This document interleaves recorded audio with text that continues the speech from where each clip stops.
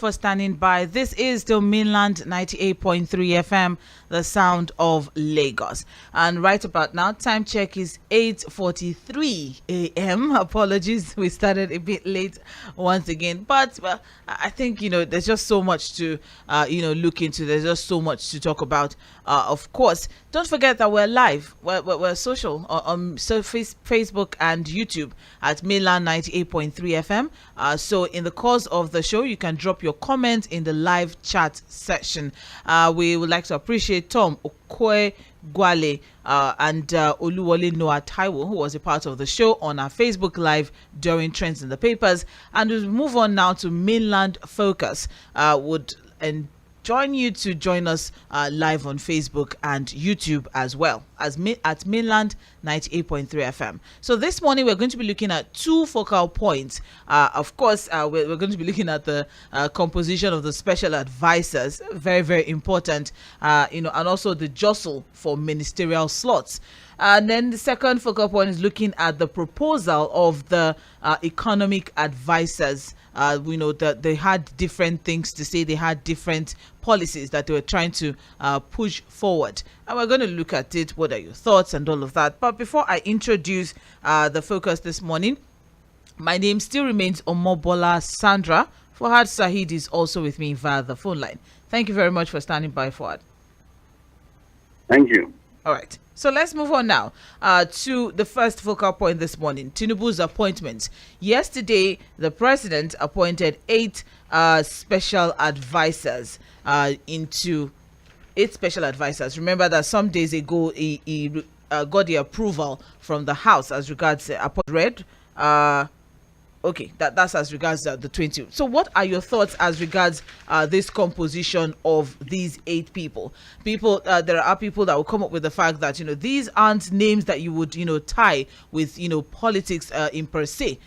Meaning that they aren't career politicians. They're majorly technocrats if you look at their background and their profile. All right. So what do you think about the list of the new special advisors? What are your thoughts as regards that? Some people come up with the fact that you have Nuhu Ribadu, who's a former police officer who was also former EFCC chairman as special advisor on security, and what sets him apart from or if there is actually going to be a different national security advisor. There are so many things that we can look at here. So what are your thoughts, and what should also be the direction for ministers? That is another thing that's another hustle that's currently going on right now as APC bigwigs are jostling for ministerial slots. So what are your thoughts? 8 special advisors named. What do you think?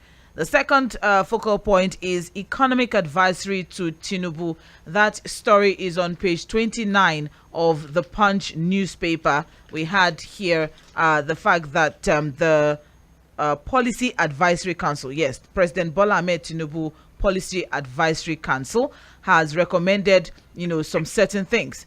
For example, declaration of a state of emergency on revenue generation in the country.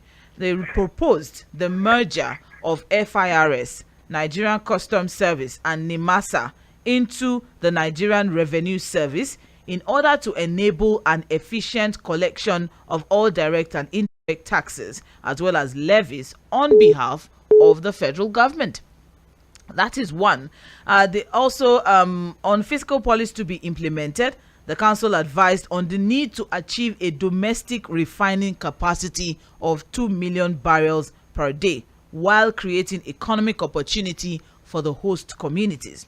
They said, ramp up production capacity to 4 million barrels from offshore and onshore assets within 4 years, grow crude oil revenue and savings into ECA and NSIA, formalize illegal refineries, create and encourage modular refineries to create economic opportunity for host community, aggressively grow a domestic refining capacity. That is another thing.